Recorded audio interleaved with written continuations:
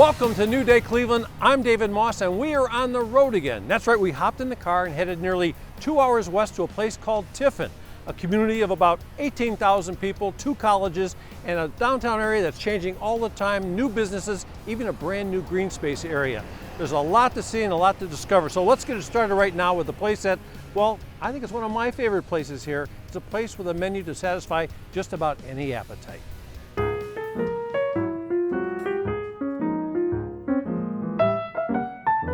Well, Michael, I made it. This is the first thing in the New Day Cleveland show, our visit to Tiffin, because everyone tells me if you're going to visit anywhere in town, it's got to be the Empire. And why do they say that?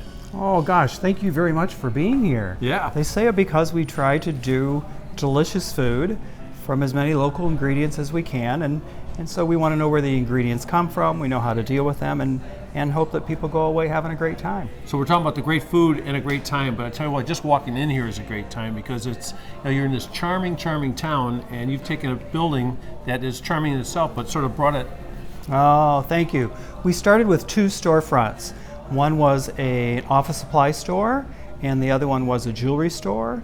And they had storefronts that were put on in the 1960s or 70s, so they were very dated, very dark, lots of carpeting, suspended ceilings, plaster walls. Matter of fact, we found 2 or 3 ceilings when we took them all down. The tin ceiling in the dining room is original.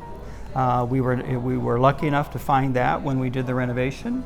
But then we put new storefronts on, exposed all the brick walls. The wood floors are almost all original. There was one part when we did the remodel that the floors caved in, so we had to kind of fix that part. I think you had to fix that part. We had to fix that part. Well, it was right by the front door too, so you know, this place reminds me of a place like you see in Soho or Greenwich Village, you know, in New York City. Oh, it's got that vibe, and I can't help but notice the piano in the corner, and I understand the restaurant sort of was created around the piano in a strange kind of way. Around the piano, we had a couple had gone to an auction of a lake house, and at the auction they sold everything in it, including the grand piano. This couple bought the piano and always had the vision that they would have a restaurant where there would be live piano music. It's the seed that grew the... It is. We have live piano music Thursdays, Fridays, and Saturdays from 6 until 9 o'clock. So it's a good time. Okay, let's get back to the food now. We're talking about the Empire here. You walk in, you see the beautiful bar, and the cocktail list is an incredible cocktail list. I mean, it's like it's the hottest new drinks in town at probably the best prices I've ever seen. Oh my gosh. Well, thank you for that. I'm old enough that I didn't know what a cocktail menu was until the first few people came in and said, "Do you have a cocktail menu?" I thought, well, no. Do we need one? But anyhow, so we developed that, and I try to have different drinks about every quarter. Yeah. So we do them seasonally and are always looking for new ingredients, new cocktails that I've not had before, and trust me, at my age, I thought I had them all. You have lunches here Tuesday, Wednesday, Thursday, and Friday. And Saturday. And I had some friends come in, and a beautiful menu for lunch. They got something as simple as a black bean burger or something like that, and they've been raving about it for days. You know, we do a little research here, and we found out, you guys have incredible food. So what are some of the other items on that lunch menu? Well, we have a burger that is one of the best around, on a great brioche bun that's nice and soft. We do a black and tan rice that's a saute with a lot of different vegetables. We do that so we can take care of vegans and vegetarians. If people want to add some protein to it, they have the option to do that. We have a great Caesar salad that starts with a grilled head of romaine lettuce. I wondered about that because I thought somebody burned the lettuce. We did. We do that on purpose. It wasn't an accident, not even the first time. In addition, we make our own ketchup, our own mustard, all of our jams, jellies. We make our own pickles, salad dressings. We even have a charcuterie board on the dinner menu, and we make the pate and some of the cheeses. You look at the menus, and this is one of the things that really jumped out at me. Not just the creativity of the menus, but the prices on the menu. Like, I looked at the dinner menu. I thought I was looking at the lunch menu because of the prices. The prices are unbelievable. What night of the week you guys open for dinner? We're open for dinner Wednesday, Thursday, Friday, and Saturday from 5, and we seat until 9:30. And you've got entertainment then? And we have entertainment then. And on Saturday nights, we do after-hours jazz. So about 9 o'clock, we have a little jazz duo, and she sings and he plays the guitar. It's very calm, very quiet, very romantic. And they do a great job, and we do a little after-hours menu with that. It's great too. You walk off the street, downtown Tiffin, walk into the Empire. It's like a soothing, wonderful, beautiful place. Thank you. We hope so. Thank you very much. You're welcome. Well, here it is. Did you know that Tiffin has a strong history in the glass industry? Tiffin Glass started back in 1889, and of course, the tradition continues today with hand-cut works of art at a place called Hawks Crystal.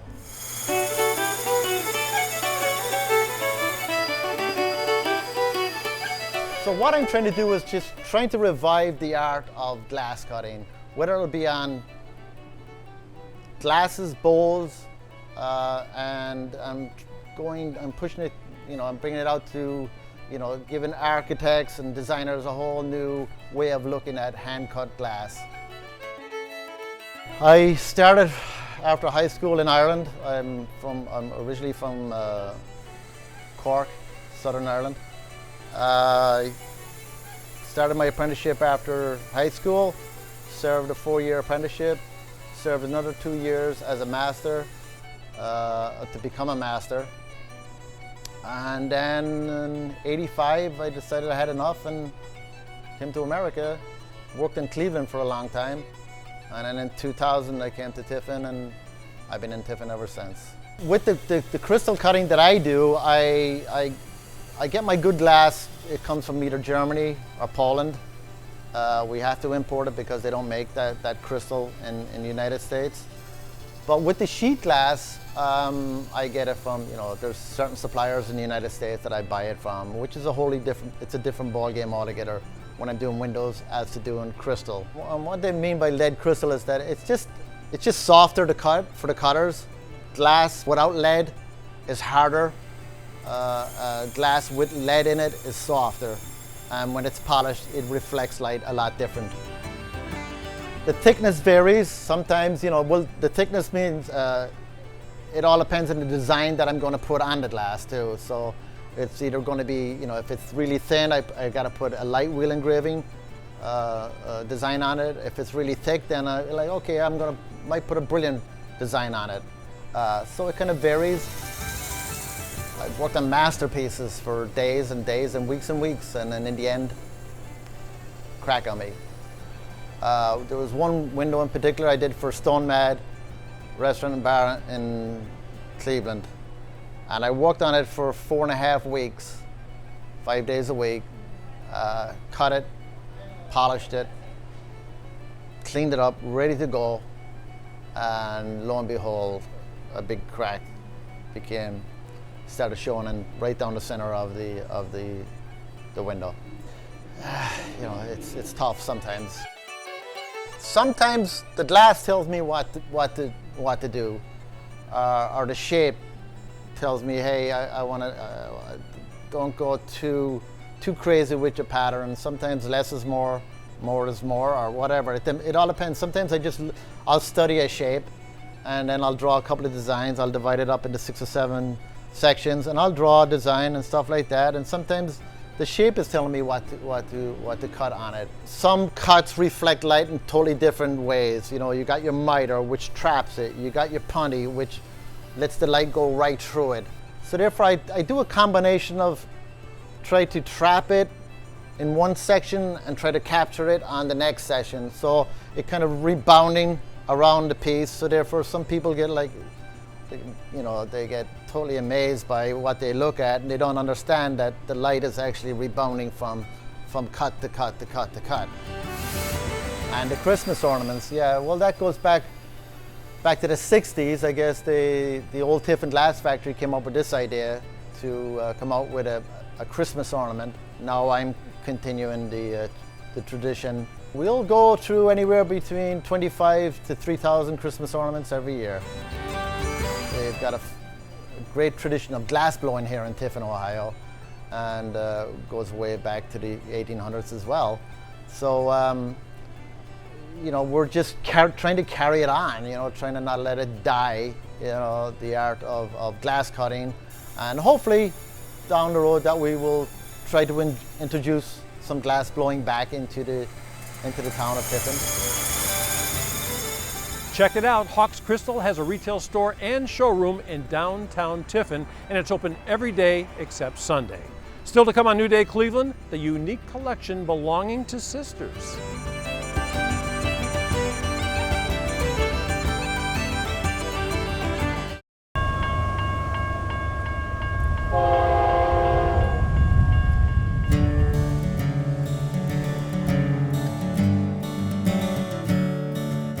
Welcome back to beautiful downtown Tiffin. Having a pretty good time, man. I found a place called Simply Susan. And why is it called that?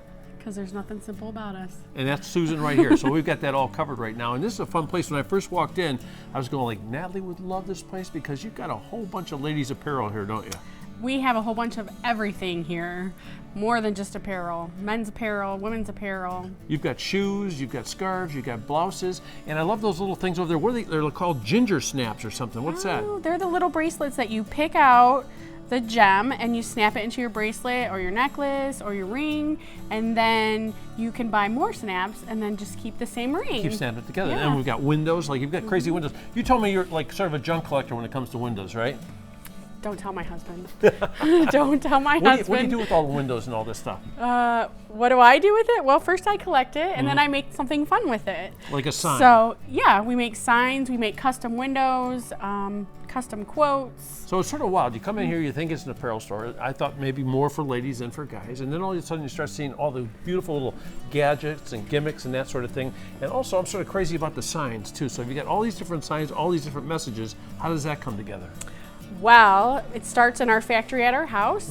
We hand cut all our wood, sand it. We ship it off to our other factory, which is AKA my mom's house. Ah. And she's kind enough to paint it all. Then she ships it back to the Tiffin manufacturing plant, which is my garage, and which moves into our kitchen where we paint all the signs and do all that. And then we bring them in here.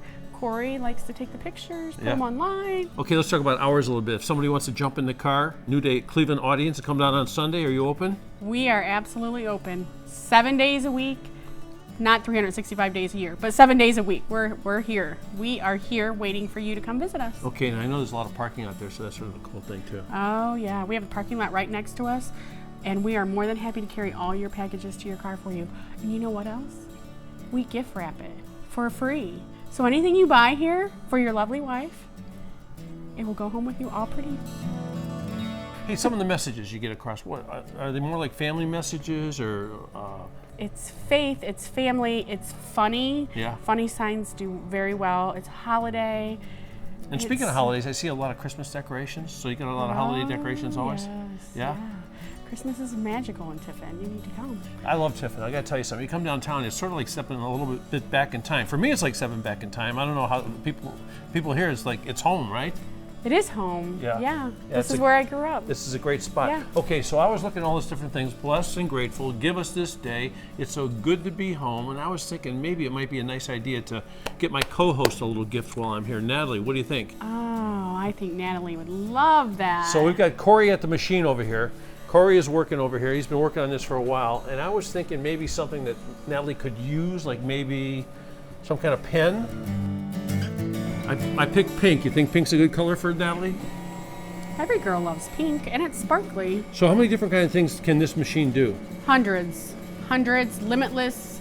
It goes home with you the same day. So you can do cups, you can do plates, you can do signs, you can do... Dog tags, water bottles, mugs, crosses, grill tools, Jewelry. jewelry, cutting boards, magnets, ornaments. So when you say simply, Journals. So when you say Simply Susan, it's not just such a simple thing. This place is it's a little more complicated than just simple. So this baby's almost done now, huh? Does that mean it's done? So That's done. We can take it out. 20 seconds. Okay, I'm going to take it out here. Let's make sure it's right. Let's See if hope we you can spelled see it it right. here. There you go, Natalie. This pen is for you. Pink, sparkly, and lovely. All from Simply Susan. Thank you very much. It's a lifetime collection like no other. Tiffin is home to a museum featuring more than 3,000 dolls from around the world. Check it out. This is the Enchanted Moment.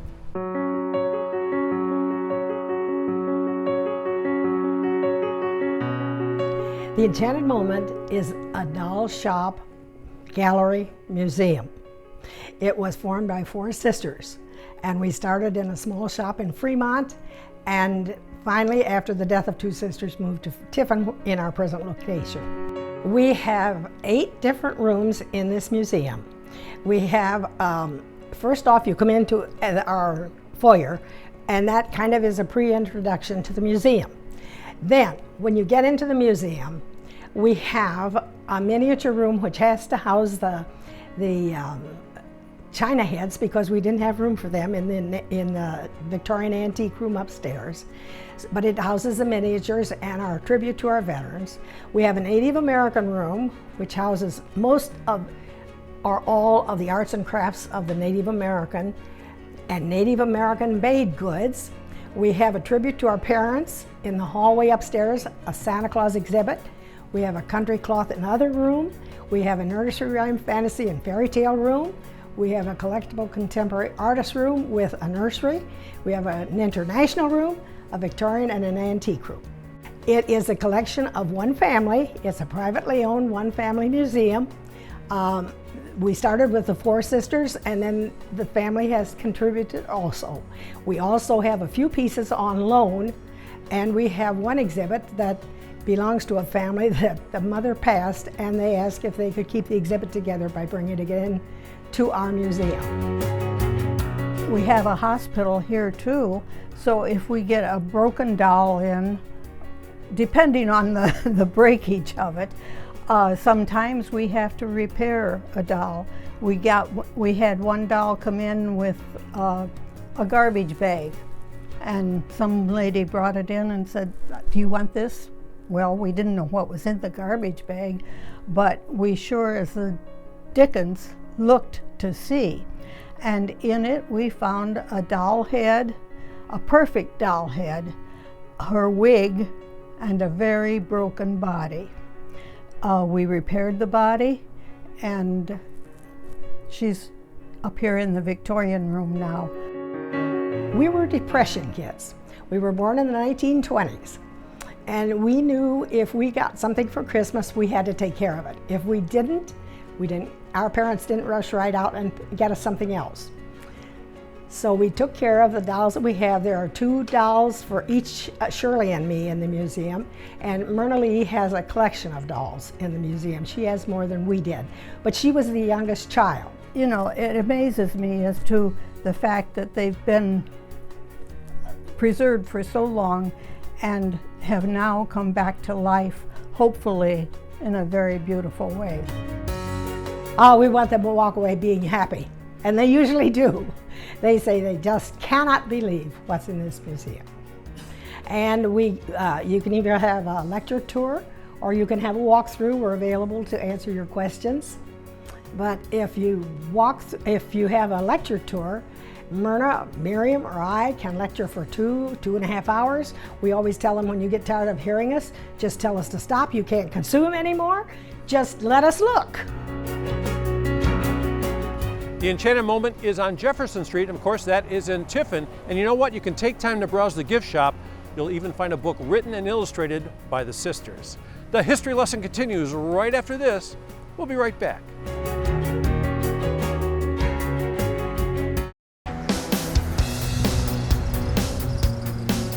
Welcome back to New Day Cleveland. Okay, this stop is the reason we came to Tiffin.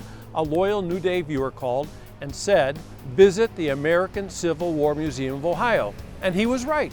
It's a place everyone should go at least once. We're in the old post office, built in 1915, opened 1916. Well, we try to start out at the beginning of the war and then go into the life of a soldier. We have clothing of the period. We have a GAR room that houses medals and ribbons of the period, to where the GAR, people don't realize, is the Grand Army of the Republic. They was formed after the war.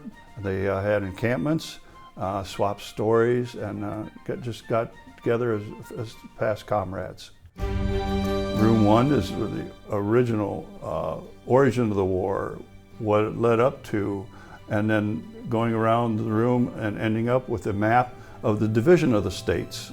Room 2 is the life of a soldier. We have personal items of what the soldiers did when they had downtime. Played cards, wrote letters. Room 3 is more centered around Tiffin, Seneca County items. Some of the prominent people. We also had some of the games that a lot of people would not think of the kids playing with during the Civil War. We have the 164th flag, original flag. It was probably a post flag that was found only about 8 miles. A little town of Watson Station isn't there anymore. Room 5 is our communications room. It's we have a little setup of telegraph, and we have a certain amount of hands-on items to deal with. The kids like it, and even some of the adults like to play with them. The 6th room is our medical and prisoner of war room. Tells about the prisoners of war and the operations that took place. We try to stress that Ohio played a big role in the Civil War. We were 3rd behind New York and Pennsylvania in supplying manpower, and we were 2nd in casualties. A lot of innovations come medical-wise from the Civil War. We try to stress also that more men, 2/3 of them, died of disease rather than from bullets. The basement, we have some dioramas down there. We have a little bit of naval history down there. We have a research library, and we also have a large room that has the Hayes Presidential Traveling Exhibit in it. The difference between the flags, the battle flag was they saw the stars and the bars crossed on the red flag. That was only their battle flag. A lot of people don't realize that the Confederates had a national flag. It took them 3 tries till they finally adopted the last flag in March of '65. But the first flag it started out looked too much like the Union flag, so they went to the second flag. They had a lot of white on it, so it looked more like a surrendering flag. So they eventually combined on the last flag the red and white and the stars to adopt their national flag. We're all volunteers here. There is no paid staff. We only make it on donations, membership, through the door traffic, and a fundraiser or so a year. It's part of our history, and you don't know exactly where you're going sometimes if you don't know where you've been. I want to say one thing about this museum. It is the only Civil War museum in Ohio dedicated solely to the Civil War. The American Civil War Museum of Ohio is open Wednesdays through Saturdays, and of course there's a small admission fee, except kids 6 and under are free. Hey, still to come, all your favorite drive-in foods at a sit-down restaurant. We'll be right back.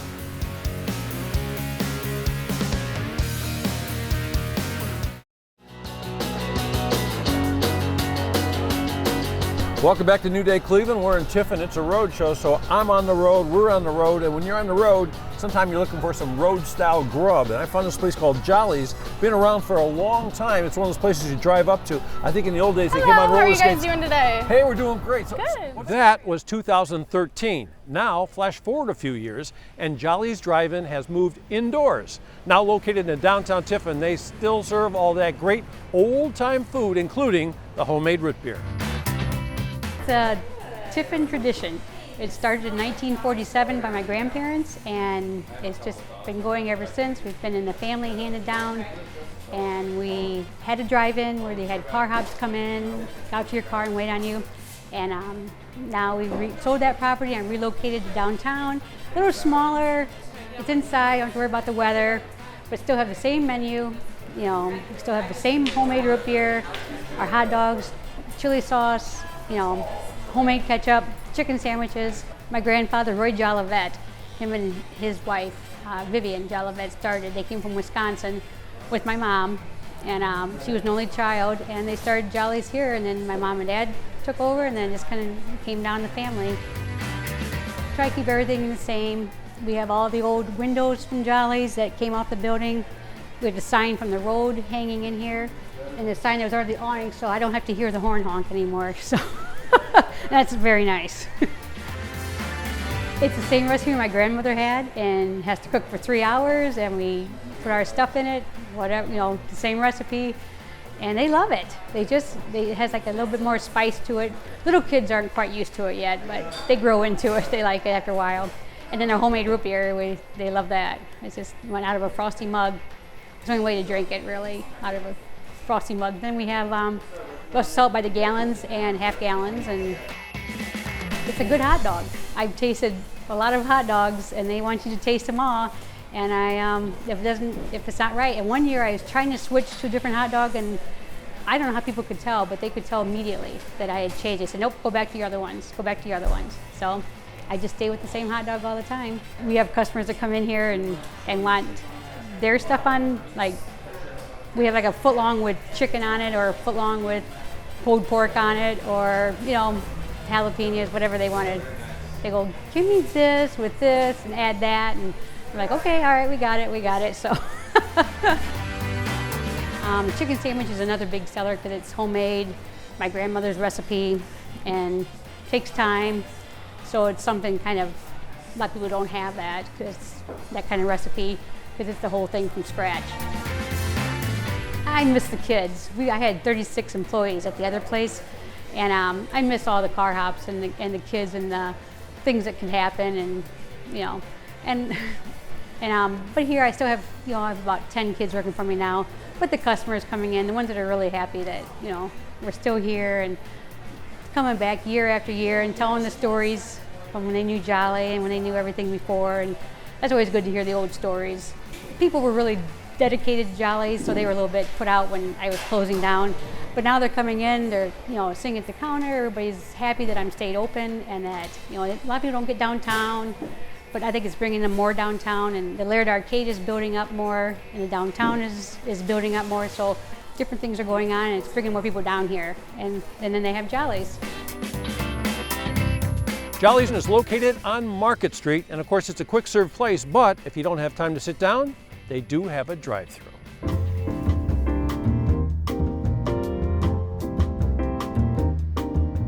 I found it, the Renaissance of Tiffin, and this is one of those places that, well, it's going to be a big surprise. It's sort of a speakeasy kind of thing, and Dave is behind the bar, already crushing. What do you got going? Sugar cubes there? Little sugar cubes for an old fashioned. So we're making an old fashioned. Bitters. So would you call this a whiskey bar? This is a whiskey bar. This is a bourbon bar. Fundamentally a bourbon bar, but we carry over 336 different liquors. I see some of the liquors are labeled, like they got people's names and stuff on it. Yeah, we have a bottle keep. My wife Angie and I go down periodically to Kentucky, and we'll buy an entire barrel of whiskey, label it for Tiffin. You can bring it in here, put your bottle in the bottle keep, you get a discount off of that, and we make your drinks out of your bottle. There you are, sir. I've got my drink. The classic old fashioned. Okay, now there's no surprise about the classic old fashioned here with the official maraschino cherry in here, the real deal.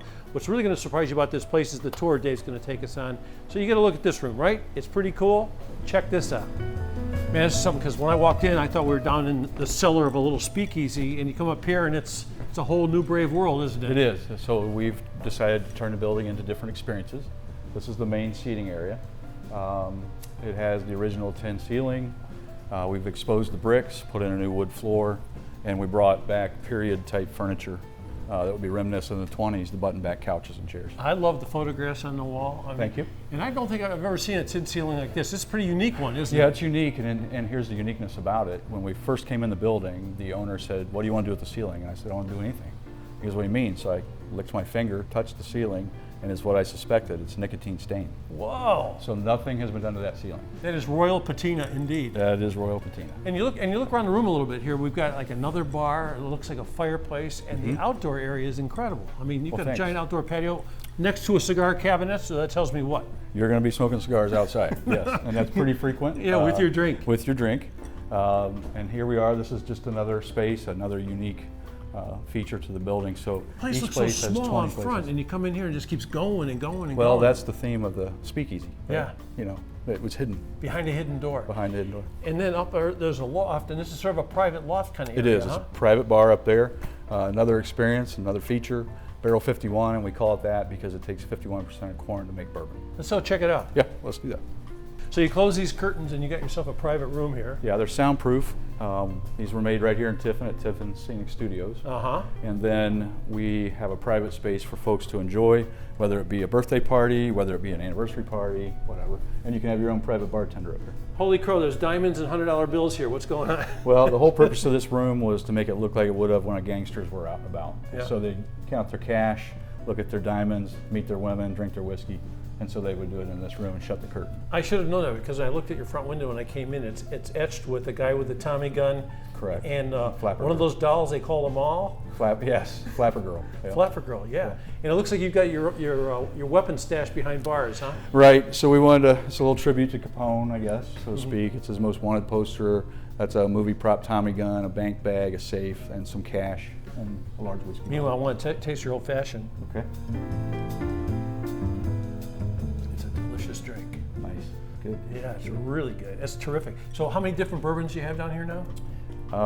We're probably close to 90. Yeah, I like the way you had to think about it a little I bit, have to because we keep adding. Yeah, So and then those specialty drinks from the past, you make all those too. we do all those, the Manhattan, the old fashioned, and then seasonally we change things around. Yeah, I got to tell you, folks, this is a great place to stop because, I mean, you come down the street here. Like I said, the Empire across the street is a great place for dinner. It's a great place for drinks. You do food here at all? We have small plates, but here's the interesting thing about this bar. We actually have the Empire's menu here. So you order from here, they deliver it to the bar and charge you at your table. We also take food from anywhere. I heard you mention your wife's name earlier. Who's the genius in the couple? That'd be Angie. Yes. That is terrific. For sure. Hey, well, thank you very much. You're welcome, sir. I'll give you a clinker when we go downstairs and get a couple drinks, huh? Okay. But coming up after the break, how about a little piece of Tiffin history?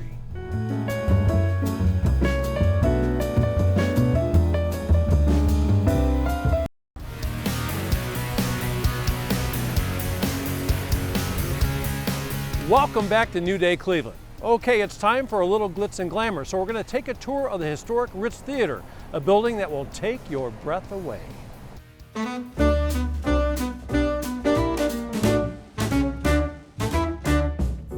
The Ritz Theater is a restored movie vaudeville house from 1928.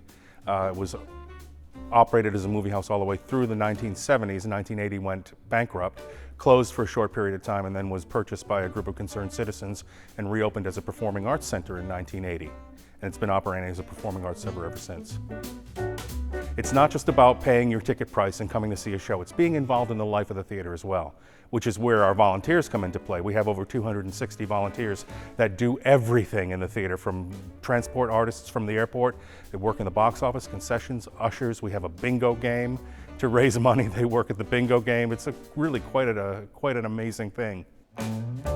It's Italian Renaissance. It's supposed to give one the impression that they are outside a rich person's house in Venice, Italy. It was brought back. There was a $6.6 million renovation done where everything was taken apart and reassembled and really made to look like it did in 1928. So many of these renovations will bring in big, bright marquees and brighter lights, but when you walk in here, you really get the impression that you're stepping back in time. The murals were painted by a gentleman named John Roberts, and they were done by him and one assistant. What happened is Mr. Kerwin gave him some postcards and said, listen, we're opening a theater and we want murals to look like this. Can you give me some sort of idea of what to do? And Lloyd Roberts, this is what he ended up with. They were kind of done in a theme. I mean, if you look at them, they look like other famous statues, but they're not quite exactly the same. Lloyd did a great job on these murals. We're very pleased. And during the renovation, they didn't have to be touched because they're on inside walls, so there was no degradation of the paint. It's a fresco painting, so they didn't really have to do a whole lot to get them, just clean them. And they clean them with bread dough. You take a piece of bread dough and smoosh it up against the wall and pull it off, and the dirt comes off like silly putty was when we were kids. The ceiling features a Czechoslovakian crystal chandelier, over 20,000 pieces of Czechoslovakian crystal. It weighs about 2,000 pounds. It does lower to the floor when we have to change the lamps, and there are 90 lamps in the chandelier. It's quite a piece. It's original to the theater. I know theaters are fond of saying this, there's not a bad seat in the house. You can sit in the back of the balcony and feel like you're on stage because the stage is so small. It's only 29 feet wide compared to other places which are 40 feet or more. and only 24 feet deep. So you feel like you're on top of the stage with the artist. And it really adds a sense of intimacy to the productions that we bring in, no matter how large the production is. We had Josh Turner in here who had a 30-foot square video wall, and it was pretty impressive watching it all come in. But even with that, you felt like you were a part of the show. The National Theater, which was named after National Machinery, who gave us a donation to put the space up, is in the back of the theater. It seats about 125. It's a black box theater. We do a coffee house series called Friday Night Live, which features emerging artists and some well-established artists as well. But it's a coffee house. You come in and have a glass of wine and sit and watch the evening. And each artist does 30 minutes. We have 3 artists in the course of the night. Our Ritz players will perform up there as well.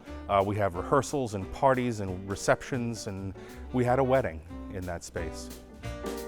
Top-notch talent, low ticket prices, intimate setting, and you'll be treated well. You may want to plan your visit to Tiffin around the Ritz Theater. For a list of upcoming shows, just visit their website. And that's also where you can request a tour. You'll want to tour at our next stop also. Our next stop is a store that's giving back in a big way. Check out Reclaim It.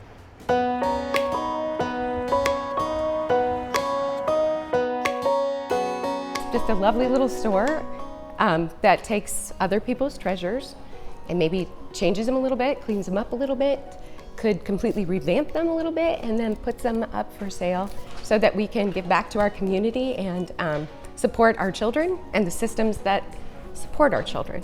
But it's mostly really beautiful old furniture that is, you know, the tongue and groove and the dovetail, and it's hardwood, and we get to work on it and change it. And even some of them that are rustic, we just leave them as is, and if it doesn't sell, then we'll flip it when we get a chance. Housewares, art. We have we have a canteen somebody donated from the Civil War. Like, there's some unbelievably beautiful treasures that people were generous enough to donate, didn't care about the funds, and because they believe in the mission of this. And that's the other thing. We're going to get items that if I were a for-profit, I would not receive, because there is a mission that goes along with it. All of this literally is just to give a voice to the people who don't have a voice at all, which are our children. So the mission is completely to make a connection and build the systems that support those kids and give those kids the power to speak on their own behalf. Well, actually, it can be any group of kids. National Honor Society to kids who need extra after-school kind of focus, to kids who are troubled. So it's all different groups, which kind of makes it amazing, because if everybody thought that the only way to volunteer here was if you were in trouble, nobody would probably want to be a part of it. So it's just kind of nice. It's any group, and we're open to working with anybody. So initially, because the building needed so much work, we actually had kids come in and help with demolition. We've had kids do art work as well, and one really lovely group was 3 young men who are on the autism scale came in. One of them is an incredible artist. Like, it was so amazing to watch him light up as he got to sketch for us. So mostly art. So whatever the kids need, they can come and actually pick too, because we have raw materials upstairs. They can create, and if we have a specific thing that we know we need done, I have no problem reaching out and asking. If you are a little bit of a treasure hunter, this would be your perfect stop. So far, I believe that things will turn over relatively quickly. We're not pricing things to gouge anybody. We're pricing things to get them back into another loving home, because that's where these items need to be. Some of these items actually come with stories from the family, which I love. But I think that there's just a really great sense of community here, because this store has probably had over 100 people involved in it already, and it is definitely it's just a lovely, I don't know, conglomeration of all different types of people and businesses wanting to help, and a whole bunch of interesting aspects too. Like, Lowe's just reached out and wants to partner with us because they do outreach programs, but we work with kids, so they want to join forces with us. And I love it, because I don't even have to do the work then. We just get to smile. Reclaim It is located on South Washington Street, and the best place to keep up with them is on Facebook. Okay, when we return, a great way to explore the city, and it won't cost you a dime.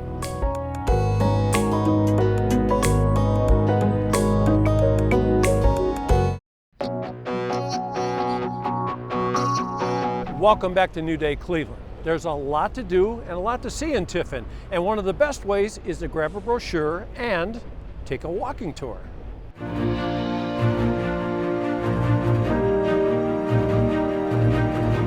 Well, we do have a ton of monuments just along Frost Parkway. We also have some at St. Mary's, St. Joe's, and Hedges Boyer Park. They're all over the city, although this is probably the most concentrated. You can take a walking tour here. You could walk through the downtown while you're checking out the monuments over here as well. The largest one that we have is the War of 1812 and Civil War Monument. It was created in July 3rd, 1885 to honor the men that fought in the War of 1812 and the Civil War. Along it, you can see the names of the battles that our men fought in. This strip of Frost Parkway, it's named after Meshach Frost. Early in our history that he donated a lot of money to this area for beautification, and you'll see on our tour we actually have the Indian Maiden statue that is part of that funding. The Indian Maiden statue was actually built in October 11th of 1926. It was built to signify the cooperation between the settlers and the Indians at the time and the water that sprung here with Fort Ball. In 2014, they restored her, and she was definitely in need of it, and now she's the beautiful color that she is today. Well, this is our 9/11 memorial. It also honors the Tiffin Fire and Police that have passed in duty. It was originated in August of 2011 and was dedicated in September of 2012. What you'll see on this memorial is a lot of symbolism. The beam is actually set at a 9.11 degree angle. The base is a pentagon, and the opening that you could see on this side, you can actually step through where the plane hit.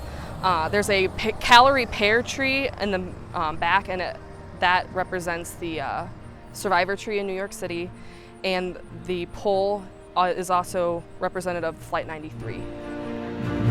I've lived here my whole life. I grew up here, I went to high school here, I even went to one of our colleges here. The best thing that I think about Tiffin is the growth. It has changed so much in the years that I've been here, even from high school to college to now. And I love to be a part of it because new businesses are popping up all the time. You know, we've developed this new monuments tour. You can still go to our museums. There's always something new happening in Tiffin, and I'm always excited to share it. You can download our brochure at destinationsenecacounty.org, or you can pick up a brochure at the Seneca Regional Chamber of Commerce and Visitor Services. You could either do one with your family. You can also contact me. I would love to bring out groups and do tours, but a lot of them are self-guided. Because of the beauty of this area, I think that you're not just going to get the history of the location, you're also going to get this beautiful vista over our river. We also have fantastic volunteers that keep this area up. Our flower beds, they all take care of it. Again, it's our history, it's our local history, it's our nation's history, and you get it in a small town with a fantastic view. Yeah, the walking tour is a lot of fun. If you want to do it and get this pamphlet with all the good information, visit the Chamber of Commerce and Visitor Services, or just go to destinationsenecacounty.org. And remember, when you plan your visit, just about 2 hours from Cleveland, you might want to find out what's happening at the brand new amphitheater, because you might be able to visit a free concert. And how good is that? And also, a lot of things happening here that we didn't get a chance to visit. The show's only an hour, so there's a lot to find down here, and I hope you do. I'm David Moss, and I'll see you on the next New Day Cleveland. So long.